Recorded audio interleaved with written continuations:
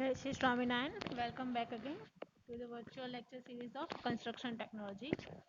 Today is lecture number 22. Let's go through the lectures. Okay. First of all, what we have gone through in previous lecture, it includes masonry, which is of the form of brick masonry. Then what are the principles in brick masonry construction? Also, we have discussed the bonds in brick masonry, which are stretcher bond, header bond and English bond.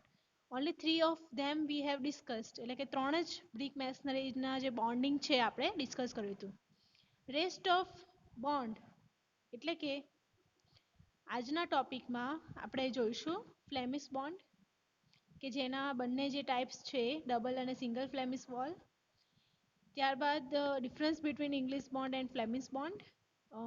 After that, garden wall bond, types of garden wall bond, racking bond, and in that herring bond, also diagonal bond.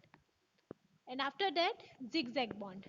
Okay, let's start with the first one, which is Flemish bond. Okay.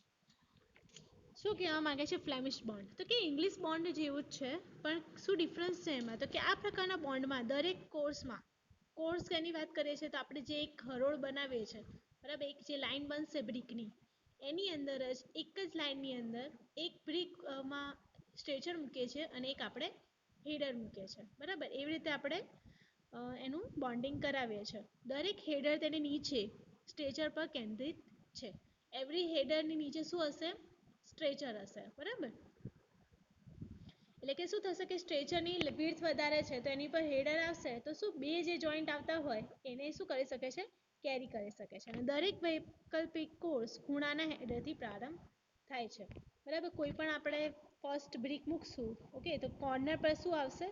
Header આવશે. Okay, જો હવે અહીંયા તમે જોઈ શકો છો તો શું છે ફ્લેમિશ બોન્ડમાં? તો first stretcher, header, stretcher, header, બરાબર. બધા જ કોર્સમાં એ પણ આપણે એવી રીતે જ ગોઠવણ કરેલી હશે.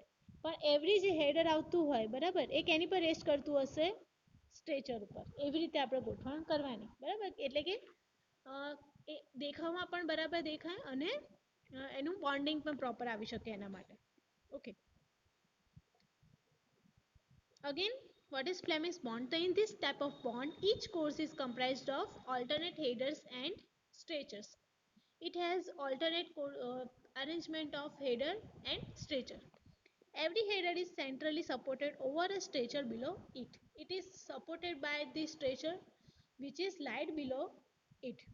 Every alternate course start with a header at the corner.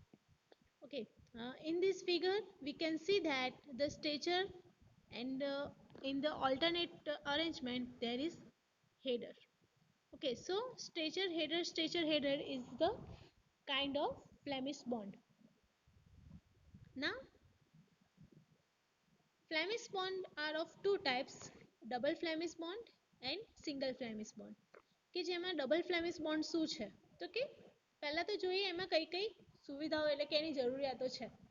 તો દરેક કોર્સમાં હેડર અને સ્ટ્રેચર હોય છે જે વૈકલ્પિક રીતે મૂકવામાં આવે છે. આપણને ખ્યાલ છે ફ્લેમિશ બોન્ડ છે, પણ એ જ એરેન્જમેન્ટ છે, એક હેડર એક સ્ટ્રેચર, એવી રીતે દરેક કોર્સમાં દિવાલનો સામેનો અને પાછળનો દેખાવ સમાન હોય છે. ઓકે, ડબલ ફ્લેમિશ વોલ છે એટલે કે આગળનો જે પોર્શન હશે એનું એ જ આપણે એમાં બેકમાં આપેલું હશે. ઓકે, એટલા માટે એને ડબલ ફ્લેમિશ કહીએ છીએ. દરેક વૈકલ્પિક કોર્સમાં ક્વીન હેડરોની બાજુમાં ક્વીન ક્લોઝર્સનો ઉપયોગ થાય છે.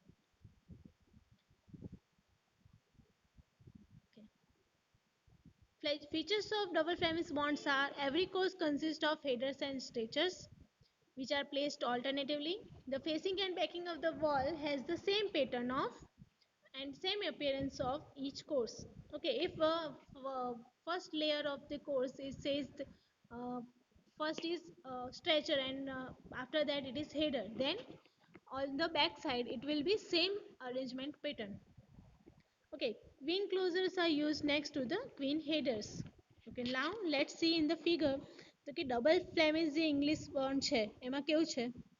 તો જો અહીંયા તમને આ ફર્સ્ટ કોલ દેખાય છે કેવું છે? તો કે ખાલી વન થિક બ્રિક વોલ હોય ત્યારે. બરાબર, કે જેમાં આગળનો પોર્શન એવી જ રીતે પાછળનો પોર્શન હોય છે. બીકોઝ હેડર આપણે જ્યારે મૂકશું ત્યારે આપણને થિકનેસ કેટલી મળશે, એની જે વિડ્થ મળશે કેટલી મળશે 20 ની, બરાબર, જેટલી સ્ટ્રેચરની હોય એટલી આપણને એની લેન્થ મળે, બરાબર. કેમ કે અને આમ જોવા જઈએ તો કેવું હશે, આ 10 નું હશે અને આ 10 નું હશે. એટલે બે ઓલ્ટરનેટિવ કોર્સ આપણે સેમ મૂક્યા છે, બરાબર. તમે આગળની સાઈડથી જોવો છો તો સ્ટ્રેચર હેડર સ્ટ્રેચર છે, એ રીતે પાછળની સાઈડ જોવો છો અહીંયા આગળ તો પણ સ્ટ્રેચર હેડર અને સ્ટ્રેચરની ગોઠવણ છે. સેમ તમે બ્રિકના બીજા કોર્નર પર જોવો છો તો તેમાં પણ સેમ પેટર્ન આપણે ગોઠવેલી છે. એવી જ રીતે જો આપણે કોર્નર ઉપર સ્ટ્રેચરથી સ્ટાર્ટ કરતા હોઈએ, બરાબર, ક્વીન ક્લોઝરથી આપણે મૂકેલું છે, અહીંયા આગળ આપણે ક્વીન હેડર આપેલું છે અને આ સાઈડ આપણે આપેલું છે ક્વીન ક્લોઝર, બરાબર. તો એ કન્ડિશનમાં સ્ટ્રેચર હેડર એ ટાઈપની મેથડ થઈ જાય છે. એવી જ રીતે 1.5 બ્રિકની વાત કરીએ તો શું છે એમાં, તો ફર્સ્ટ જે છે આપણે શું કર્યું, સ્ટ્રેચર, ઓકે. સેકન્ડ આપણે પોર્શન મૂક્યો હેડરનો એન્ડ ધેન સ્ટ્રેચર અગેન. પછી આ સાઈડથી આપણે જોવા જઈએ તો કન્ટિન્યુઅસ બે હેડર સ્ટાર્ટ કરીને પછી સ્ટ્રેચર હેડર એવી રીતે આપણે એક ચોરસ બોક્સ બને એ ટાઈપની પેટર્ન કરેલી છે. Okay, same plan for 2 brick wall. Okay, so in 2 brick block 135 will be same. Okay, તો 135 માં શું કરે છે તો સ્ટ્રેચર હેડર, બે હેડર અહીંયા આગળ આપણે 2 થિક વોલ છે એટલા માટે આપણે બે હેડર્સ અહીંયા પ્રોવાઈડ કરીએ છીએ. આ પોર્શનમાં એક અહીંયા હેડર, આ પોર્શનમાં અને એક ઉપરના પોર્શનમાં, એ રીતે આપણા બે હેડર્સ એમાં જનરેટ થશે. ઓકે, સિંગલમાં શું થશે તો કે ડબલ સ્ટ્રેચર આવશે, પછી 1.5 બ્રિક હશે તો single stretcher double header. Okay, અને જ્યારે 2 બ્રિક થિક વોલ હશે તો શું હશે, બે સ્ટ્રેચર અને બે હેડર એવી ટાઈપનું આપણે અરેન્જમેન્ટ કરેલી હશે, એટલા માટે એને 2 બ્રિક થિક વોલ કહેવાય છે, કેમ કે એમાં બે બ્રિકની થિકનેસની વોલ આપણે એસ્ટાબ્લિશ કરીએ છીએ. Okay, now in single Flemish બોન્ડમાં દરેક કોર્સમાં ડબલ ફ્લેમિશ બોન્ડ ફેસિંગ અને ઇંગ્લિશ બોન્ડ બેકિંગ અને હાર્ટિંગનો ઉપયોગ થાય છે. હાર્ટિંગ એટલે કે બંને વચ્ચેનો જે કોર પોર્શન હશે, વચ્ચેનો પાછળનો પોર્શન અને આગળના પોર્શનની વચ્ચે, જેને આપણે કહીએ છીએ હર્ટિંગ, બરાબર. તો એમાં જે બહારનું આપણે બહારની સાઈડથી જોઈશું સામેની બાજુથી તો કેવું દેખાશે, ડબલ ફ્લેમિશ બોન્ડ દેખાશે, અને પાછળની બાજુથી જોઈશું આપણે તો આપણને ઇંગ્લિશ બોન્ડ દેખાશે. ઇંગ્લિશ બોન્ડમાં શું હશે, આખી નીચેની લાઈન સ્ટ્રેચર, એની ઉપર પાછું હેડર અને એની ઉપર પાછું સ્ટ્રેચર, એ રીતે ઓલ્ટરનેટ કરેલા હશે. આ બોન્ડમાં આમ ઇંગ્લિશ બોન્ડની શક્તિ અને ફ્લેમિશ બોન્ડનો દેખાવનો ઉપયોગ કરે છે. ઓકે, એની થિકનેસ કેવી રાખે છે કે 1.5 ઇંચ સુધીની જાડાઈ માટે એને વાપરી શકે છે. Single Flemish bond. Okay, again, single Flemish bond is comprised of double Flemish bond facing and English bond baking and hearting.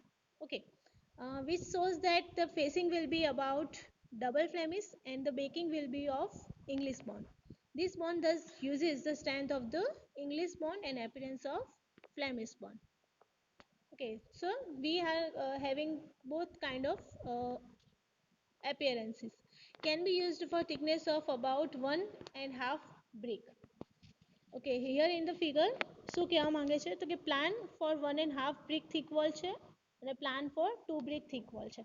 અહીંયા 1.5 thick wall નું મીનિંગ શું થાય છે કે 10 પ્લસ 20 આટલી થિકનેસ થતી હોય, એટલે કે 30 સેન્ટીમીટરની આપણને થિકનેસ જોઈતી હોય ત્યારે આપણે એને કહીશું 1.5 brick thick wall, અને જ્યારે આપણને 40 સેન્ટીમીટરની થિકનેસ જોઈતી હોય ત્યારે આપણે એને કહીશું 2 brick thick wall. તો અરેન્જમેન્ટમાં કેવું છે સિંગલ વોલમાં તો કે 1, 3 અને 5 ના જે કોર્સ હશે, બરાબર, એમાં શું હશે તો પહેલા સ્ટ્રેચર હેડર, બરાબર. પાછળનું જે આખી લાઈન હશે શેની હશે, સ્ટ્રેચરની હશે. ઓકે, એવી જ રીતે 2, 4, 6માં આપણે જોવા જઈએ તો પાછળની જે આખી લાઈન છે આપણી હેડર આવશે અને આગળનું આપણે જે અરેન્જમેન્ટ કરીએ છીએ એ ટાઈપનું જશે, સ્ટ્રેચર હેડર. એવી જ રીતે છે 2 thick brick wall માટે.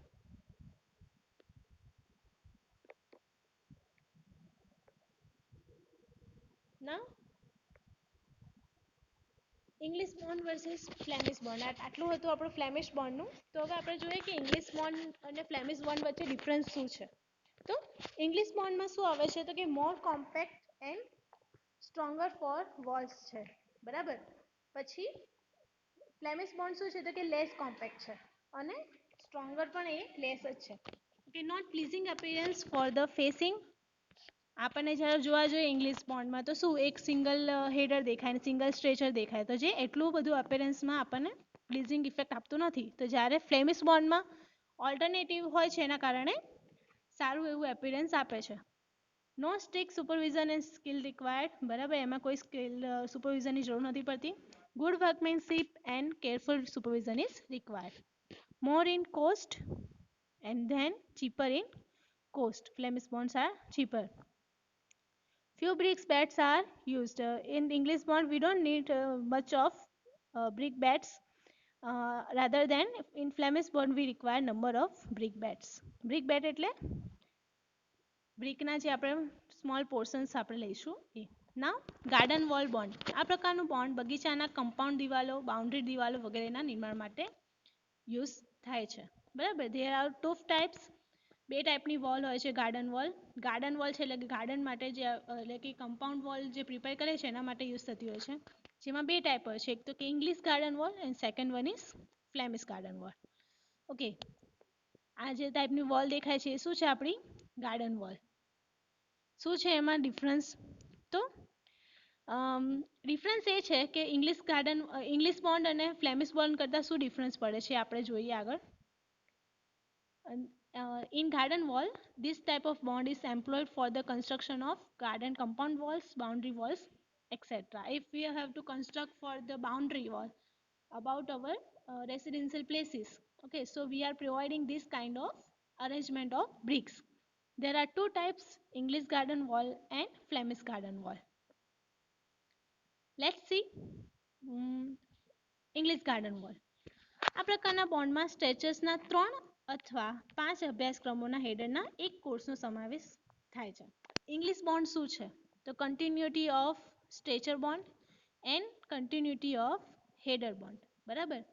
એક લાઇન સ્ટ્રેચરની ને એક લાઇન હેડરની, બરાબર. તો અહીંયા શું કરીએ છીએ આપણે તો કે સળંગ સ્ટ્રેચરના 3 અથવા 5 અને હેડરનો એક કોર્સનો સમાવેશ થાય છે. અને ફ્લેમિશ ગાર્ડન બોન્ડમાં શું છે તો કે આ પ્રકારના બોન્ડમાં દરેક કોર્સમાં એક હેડર અને 3 કે 5 સ્ટ્રેચર હોય છે. એવરી કોર્સની વાત કરી છે અહીંયા આગળ, બરાબર. એક હેડર અને 3 કે 5 સ્ટ્રેચર. ફિગરમાં જોઈએ તો વધારે ખ્યાલ આવશે. જો ઇંગ્લિશ બોન્ડ દેખાય છે તમને અહીંયા આગળ, તો કન્ટિન્યુઅસ 3 કે 5 શું કર્યું છે આપણે સ્ટ્રેચરની લાઈનો કરી છે અને પછી ઓલ્ટરનેટિવમાં હેડર, ફરીથી સ્ટ્રેચરના 3 ક્રોસ, અગેન હેડર. એ છે આપણું ઇંગ્લિશ ગાર્ડન વોલ. નાવ ફ્લેમિશ ગાર્ડન વોલ. તો ફ્લેમિશ તમને યાદ આવવું જોઈએ તો કે ફ્લેમિશમાં શું હોય, એક જ કોર્સની અંદર alternative arrangement of stretcher header હોવું જોઈએ. તો અહીંયા આપણે શું કરીએ છીએ તો સ્ટાર્ટિંગ આપણે સ્ટ્રેચરથી કર્યું, પછી એક હેડર, બરાબર, પછી કન્ટિન્યુઅસ 3 કે 5 સ્ટ્રેચર આપણે આપીએ છીએ. ઓકે, કે જેનાથી શું થશે આપણને એપિયરન્સ વાઇઝ પણ સારું મળશે અને સ્ટ્રેન્થ પણ આપણને પ્રોપર મળી શકે એના માટે. Okay, let's see again. English garden wall was bond. This type of bond consists of course of headers of 3 or 5 courses of stretchers. In both cases, we are using headers for ones and 3 or 5 courses of stretchers. But in English garden wall, we are lying in the similar pattern. Okay, but in Flemish bond, it will be varies with each course. Okay, so first layer will be always header and after that 3 or 5 stretchers, again header, again stretcher. In Flemish bond, alternative of stretcher, header and again 3 to 5 in each course. Okay, એક જ લાઇનની અંદર 3 થી 5 આપણે સ્ટ્રેચર્સ અને પછી ફરીથી header, એવી રીતના આપણે અરેન્જમેન્ટ કરેલી હશે. Now રેકિંગ bond. ઓકે, દિવાલમાં મહત્તમ તાકાત મેળવવા માટે આ પ્રકારના બોન્ડમાં વૈકલ્પિક અભ્યાસક્રમો જુદી જુદી દિશામાં મૂકવામાં આવે. અહીંયા વૈકલ્પિક અભ્યાસક્રમો એટલે કે ઓલ્ટરનેટ જે અરેન્જમેન્ટ આપણે કરીએ છીએ એ કેવી હશે, અલગ અલગ ડાયરેક્શનમાં હશે, કે જેને આપણે રેકિંગ એવું કર્યું કહેવાય. બરાબર, રેકિંગ એટલે કે અલગ એંગલ આપણે પ્રોવાઈડ કરતા હોઈએ ત્યારે. એમાં બે ટાઈપના બોન્ડ આવે છે, એક છે હેરિંગ બોન્ડ અને second is diagonal bond. Okay, કેવી રીતે આપણે એને જુદી જુદી દિશા મૂકેલા છે તો જો ફર્સ્ટ આપણું હેરિંગ બોન્ડ છે કે જેમાં આપણે શું કરેલું છે, સેન્ટ્રલ પોર્શનથી જે આપણી સેન્ટ્રલ લાઇન છે બરાબર, ત્યાંથી ઉપરની ડાયરેક્શનમાં આપણે જે એંગલ બનતો હોય ત્યાંથી સ્ટાર્ટિંગ કરીએ છીએ ઉપરના એંગલથી, અને નીચેનું જે બનતું હશે એ નીચેના એંગલથી સ્ટાર્ટ કરતા હોય છે. એટલે 45 ડિગ્રીના એંગલ પર આપણે શું કરીએ છીએ, બ્રિકને ગોઠવીએ છીએ, અને એના કારણે આપણને વી જેવો શેપ સામેની ડાયરેક્શનમાંથી દેખાતો હશે. ઓકે, અને ડાયગોનલ એટલે કે આપણે જે કોર્નર પર આપણે આખી બ્રિકની લાઈનો કરીએ છીએ એને, તો કોર્નર પરથી સ્ટાર્ટ આપણે કરીએ છીએ એને, અને છેક ઉપર સુધી એ જ ડાયરેક્શનમાં એટલે કે 45 ડિગ્રીના એંગલ પર જ આપણે એને લાઈ કરીએ છીએ. So this are the hearing bond અને diagonal bond. Again, what is racking bond? In this type of bond, alternate courses are placed in different directions to get maximum strength in the wall. Both are the herringbone bond and diagonal bond. Now, zigzag bond, the last one. આ એકમાત્ર તફાવત સાથે hearing બોન્ડના જેવું જ છે. આ કિસ્સામાં ઈંટો zigzag ફેશનમાં નાખવામાં આવે છે, એટલે કે ઝિગઝેગ ફેશન કોને કહેવાય, ઝિગઝેગ. બરાબર, આને આપણે ઝિગઝેગ કહીએ છીએ.